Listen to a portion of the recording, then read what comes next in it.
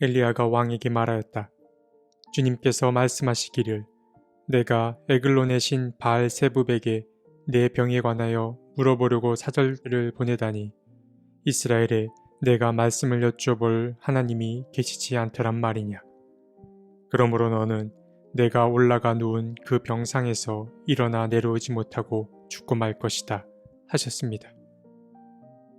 엘리야가 전한 주님의 말씀대로 북왕국 이스라엘에서는 아하시아 왕이 죽었다. 그에게 아들이 없었으므로 그의 동생 여호람이 그의 뒤를 이어 왕이 되었다. 때는 남왕국 유다에서 여호사밧의 아들 여호람이 즉위하여 다스린 지 2년이 되던 해였다. 열왕기하 1장 16절에서 17절 말씀. 열왕기하는 열왕기상 바로 다음에 이어지는데 이 두 책의 경계에는 북이스라엘의 왕이었던 아하시아가 있습니다. 열왕기상 마지막 장에 잠시 등장한 이 아하시아는 아합의 뒤를 이어서 북이스라엘의 왕이 됩니다. 어느 날 아하시아에게 사건 하나가 발생합니다. 그는 다락방 난간에서 떨어져 크게 다치게 됩니다. 고대 사람들이라 그런지 미신에 대한 의존도가 매우 높았습니다. 크게 다친 아하시아는 제대로 된 치료는 받지 않고 이름난 우상부터 찾습니다. 우상의 도움으로 몸이 치유되길 바랐기 때문입니다. 그는 곧장 사절단을 조직해서 블레셋 성읍인 에글론의 신 바알세붑에게 보냅니다. 그리고 바알세붑에게 자신의 병이 나을 수 있을지 물어보게 합니다. 바알세붑은 바알세불과 동일한 이름이라고 보시면 됩니다. 바알은 여러 개의 형상으로 숭배되었는데 에글론의 바알세붑도 바알의 또 다른 형태라고 보시면 되겠습니다. 그런데 그렇게 에글론으로 향한 사절단 앞에 갑자기 엘리야가 나타납니다. 엘리야는 사절단에게 주님의 말씀을 전합니다. 이스라엘의 하나님이 떡하니 자리하고 계시는데 그분을 두고 이방신을 찾아가다니. 주님은 아하시아가 병상에서 일어나지 못한 채 그곳에서 죽게 될 것이라고 예언했습니다. 사절단은 찝찝한 기분을 갖고 에글론으로 갈 수 없었습니다. 그래서 다시 아하시아의 왕에게 돌아갑니다. 그리고 엘리야를 만난 이야기를 왕에게 전해줍니다. 왕은 사절단에게 묻습니다. 너희들이 만난 그 사람의 행색에 관해 물었습니다. 사절단은 그 사람은 털이 많고 허리에는 가죽띠를 띠고 있었다고 말했습니다. 이 말을 듣자 아하시아는 그가 단번에 엘리야임을 알아차립니다. 털이 많다는 표현은 마치 몸에 칼을 대지 않았던 나실린을 떠올리게 합니다. 아무튼 엘리야에게는 다른 이들과 구별되는 예언자만의 특별한 모습이 있었음을 알 수 있습니다. 왕은 엘리야가 행한 일을 너무 잘 알고 있었습니다. 그래서 그는 어서 엘리야를 만나야겠다고 판단했습니다. 아하시아는 50부장에게 부하 50명을 데리고 그를 찾아오라고 명합니다. 그렇게 엘리야를 찾아서 떠난 50부장과 부하들은 산꼭대기에 앉아있는 엘리야를 발견합니다. 그리고 어명이라고 말하며 어서 그곳에서 내려오라고 소리쳤습니다. 엘리야는 당당했습니다. 그는 한결같았습니다. 엘리야는 자신이 만약 하나님의 사람이라면 불이 하늘에서 내려와 너희를 모조리 태워버릴 거라고 응답했습니다. 그러자 정말 하늘에서 불이 내려와 50부장과 그의 부하들을 태워버렸습니다. 이 소식이 왕의 귀에 들어갔습니다. 아하시아는 이 일이 우연히 일어난 일이라 여겼는지 아니면 뭔가 불안감을 느꼈기 때문인지 다시 한번 50부장과 부하들을 그에게 보냅니다.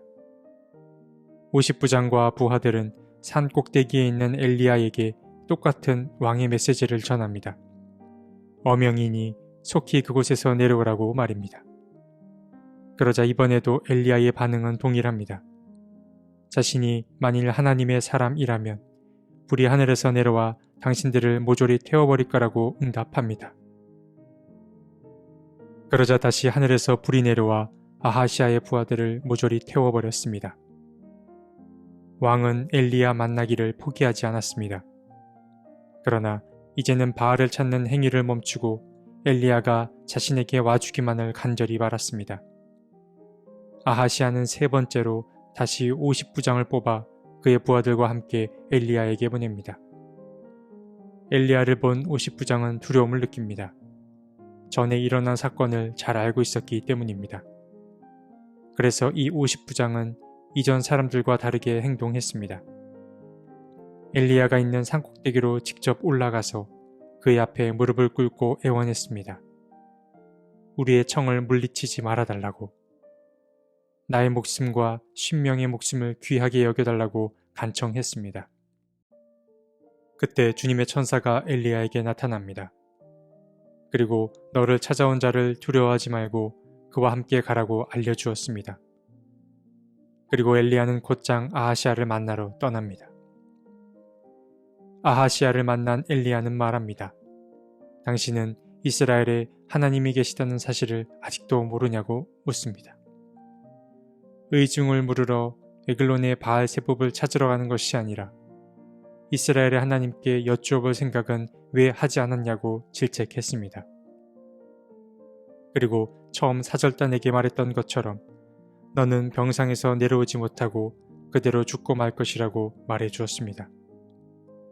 결국 정말 얼마 지나지 않아 아하시아는 죽고 맙니다.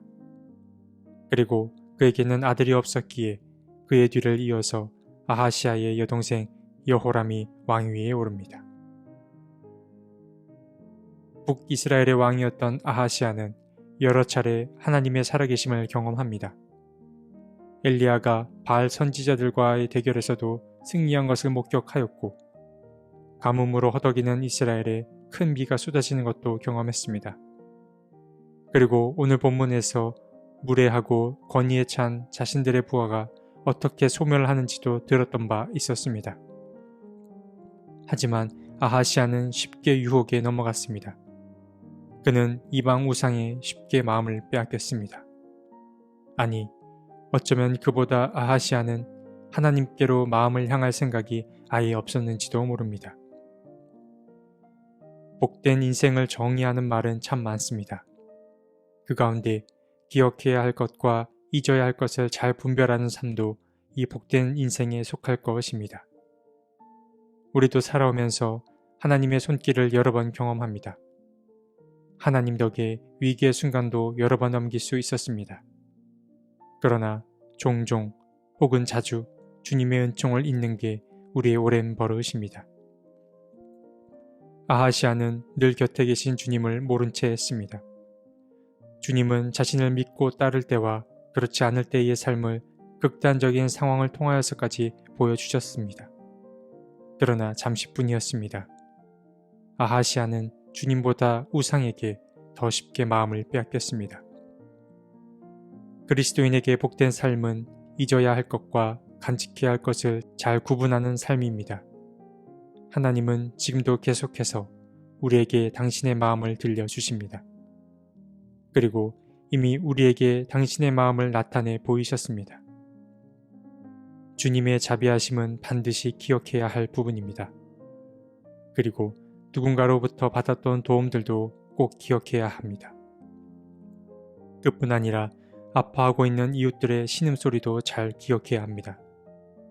그러나 내가 누군가에게 나누었던 손길이나 혹은 후회, 아쉬움들은 떠나보내는 것이 좋습니다.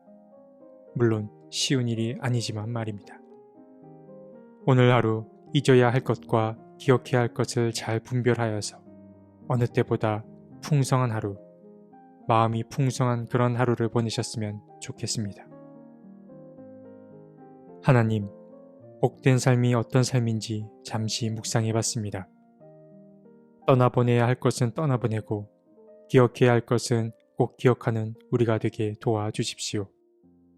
무엇보다 주님이 주신 은혜를 잘 기억하는 삶이 복된 삶임을 잊지 않게 도와주옵소서. 아멘.